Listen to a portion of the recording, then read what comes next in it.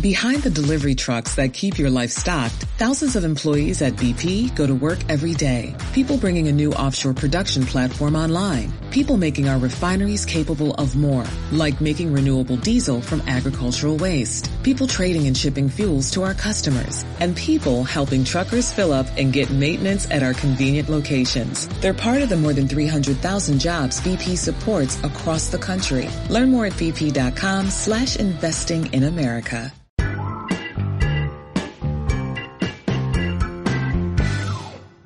Buenas, bienvenido al episodio número 9 del podcast Nómada Digital. Soy Carles Navarro, autor del blog vivedistinto.com, y hoy vengo a hablaros de cómo se organiza la vida la gente en Occidente. Sin querer me ha salido un rudulí, que decimos en catalán, o lo que sería un pareado para que todos nos entendamos. Bueno, hoy, pues como te decía, quiero hablar de cómo la gente organiza sus vidas. Hace muy poco hablaba con un amigo en Barcelona y creo que además Barcelona es el ejemplo perfecto para ello, porque hay un problema muy grande de gentrificación y se ha vuelto demasiado caro para vivir allí, y la gente entra en lo que se llama la carrera de la rata. El que no sepa el término, a mí me gusta mucho cómo lo define el autor de Padre Rico, Padre Pobre, Robert Kiyosaki. De hecho, hay una entrada del blog de Vive Distinto en el que explico exactamente qué es la carrera de la rata. Pero sería pues la consecuencia de vivir una vida por sobre tus posibilidades en un sitio en el que no puedes ganar más de lo que necesitas para vivir. Me explico. En realidad os va a venir muy rápido a la cabeza. Hay la mayoría de la gente vive así. El obrero que tiene un coche de 24.000 euros y gana 1.000 euros al mes, o la persona que está pagando una hipoteca de 1.500 euros ganando 1.600, ¿vale? Cualquiera que se ha metido en un embolado del que no puede salir y no hay manera financieramente de salir de ello. Entonces al final terminan trabajando en una cosa que no quieren por mantener una vida que no quieren a consecuencia de un trabajo que no les gusta. Sé que puede sonar muy lioso, pero déjame desarrollarlo porque creo que es muy interesante el concepto. Hay muchísima gente que, pues sale a una universidad o de los estudios, se pone a trabajar de cualquier cosa, se queda pagando un alquiler porque hay que pagar un alquiler, y de golpe se encuentra en que no puede parar de trabajar en algo que no le gusta, aunque odie su trabajo, por el simple hecho de que necesita pagar los gastos que al final, sin darse cuenta, son derivados de su trabajo. Es decir, la gente prioriza el trabajo delante de todo, y eso es un sinsentido. O sea, para comenzar, no deberíamos de dedicar nuestra vida a un trabajo en el que no nos apasiona hacerlo. O sea, es que es muy absurdo. Yo creo que, ya lo sabéis los que lleváis algunos episodios escuchándome, que yo soy partidario de primero pensar qué es lo que quiero hacer y luego ver cómo lo hago. No dejarme llevar y empezar a trabajar en una cosa que no me gusta para luego encontrarme pagando un piso al lado de mi trabajo o más o menos cerca por el simple hecho de estar trabajando, ¿no? Y al final, lo típico que se dice, ¿vives para trabajar o trabajas para vivir? La mayoría de gente vive para trabajar, aunque no lo sepa. Y trabaja para vivir una vida que es una consecuencia directa de su trabajo. Es decir, tú imagínate una persona que está ganando 1.000 euros al mes en Barcelona, que seguramente estará compartiendo un piso porque no va a poder pagar un alquiler él mismo o ella misma.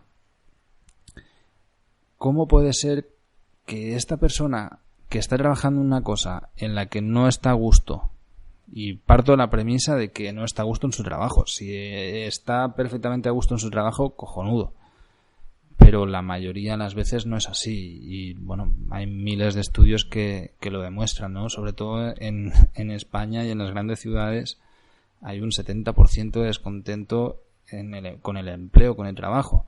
Entonces al final pues pasas la mayor parte del tiempo haciendo una cosa que no te gusta o a la que no estás motivado por hacerlo, que no estás 100% a gusto, para mantener una vida que está condicionada por trabajar esto. Entonces es como, bueno, un círculo vicioso del que es muy difícil escapar, del que encima la poca opción que se puede muchas veces para escapar, o que se tiene para escapar de esto, la dilapidas pues tú mismo comprando cosas que, bueno, consumiendo, ¿no? Bienes de consumo que a lo mejor no son necesarios, o que los compras a crédito y terminas pagando mucho más de lo que se debe.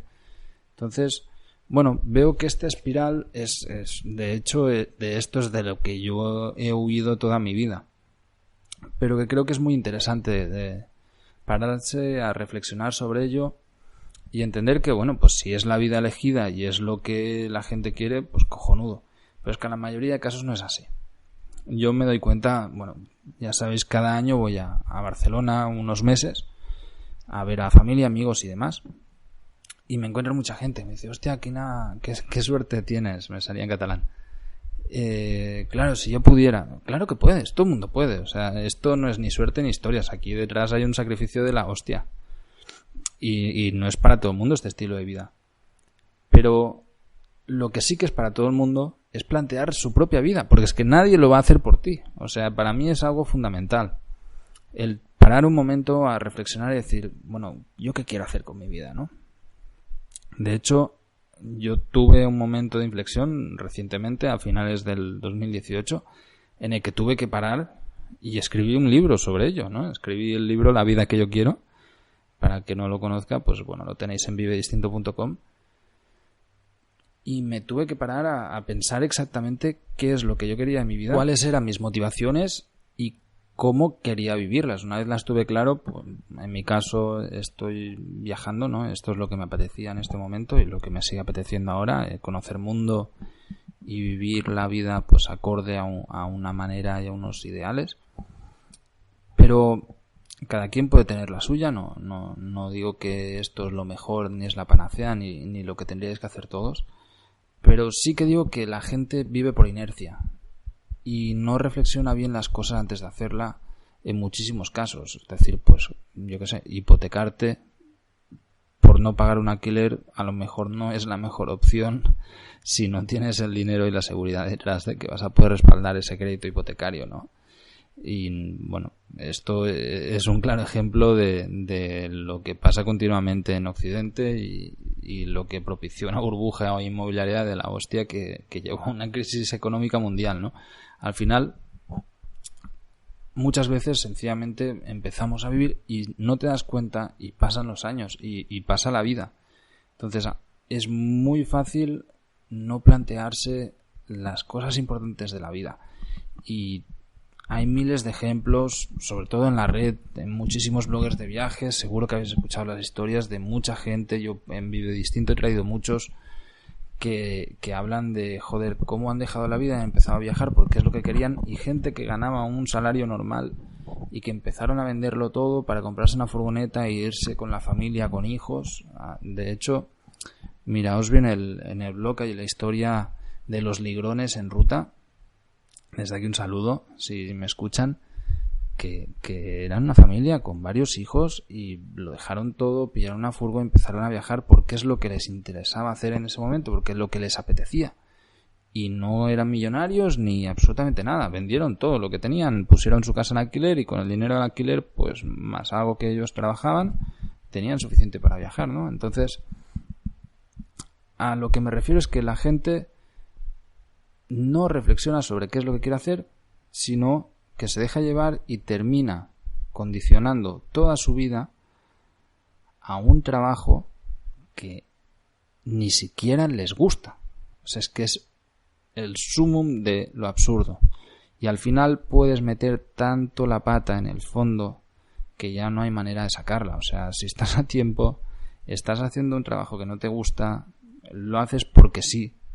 No te digo que, yo qué sé, si estás trabajando porque, mira, necesitas ese dinero para algo muy importante tal, pero si estás trabajando en un McDonald's solo porque necesitas trabajar porque hay que trabajar, pues a lo mejor plantéatelo porque, bueno, no es un sitio en el que vayas a prosperar mucho, en el que a nadie le apetezca estar ahí ni te vayan a pagar un buen salario, ¿no? Entonces, yo no creo que esa sea una vida que nadie quiera, que es una vida que la gente coge por comodidad, pero que al final no es ni cómoda, porque no te das cuenta, pasan los años y terminas pagando un alquiler al lado de la ciudad donde tienes que vivir, porque no puedes ni pagar el alquiler de lo que cuesta vivir dentro de la ciudad, que eso es la gran realidad de la mayoría de la gente que vive en las ciudades, que o comparten un piso o no tienen cojones a pagar el alquiler del sitio porque es demasiado caro.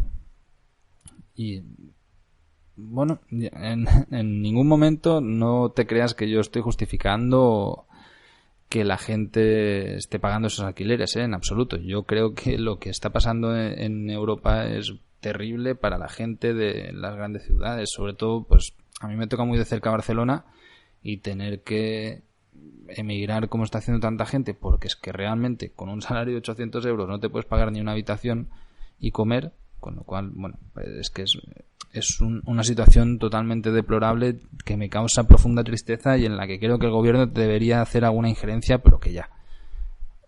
Pero a lo que voy es que al final nosotros tenemos el poder y tenemos la opción de cambiar nuestras vidas. Y eso nadie lo va a hacer por ti, ni por mí, ni por nadie. O sea, esto nadie va a venir a arreglarte la vida. Eso lo tendríamos que hacer nosotros. Y creo que es mucho más importante primero pensar qué es lo que quieres hacer y luego actuar en consecuencia. Y si tú quieres una meta y necesitas un dinero temporalmente trabajar en algo que no te gusta, pues muy bien, es tu decisión. Pero si no tienes ninguna meta y sencillamente trabajas porque sí, en un empleo que no te gusta y del que estás deseando cada vez que entras salir, cuando comienzas tu jornada laboral en lo único que piensas es en cuándo va a terminar, pues ¿qué quieres que te diga? No debería ser así la vida de la gente. Yo creo que todo mundo puede, o debería al menos, ponerse en la piel de decir, hostia, pues es que si yo quiero vivir la vida que yo quiero, y lo primero que necesitas es definir cuál es la vida que quieres, pero una vez lo tienes claro,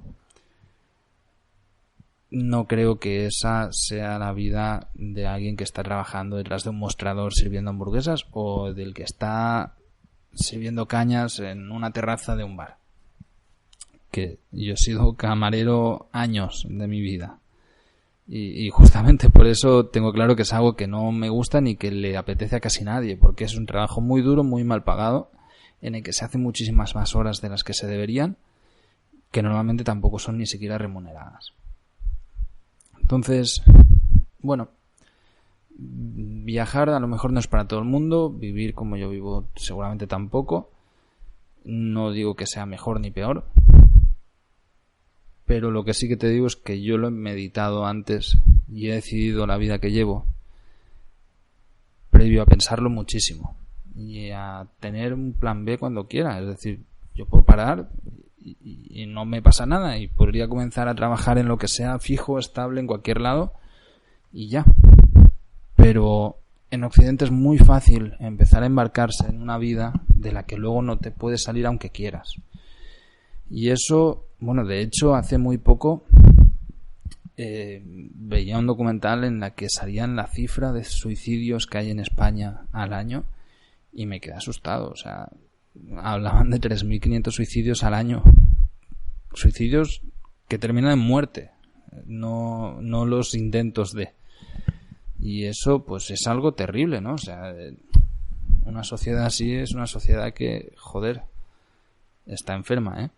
Es para pararse a reflexionar un poquito. Lo que pasa es que la inercia del día a día no nos hace ver bien estas cosas, ¿no?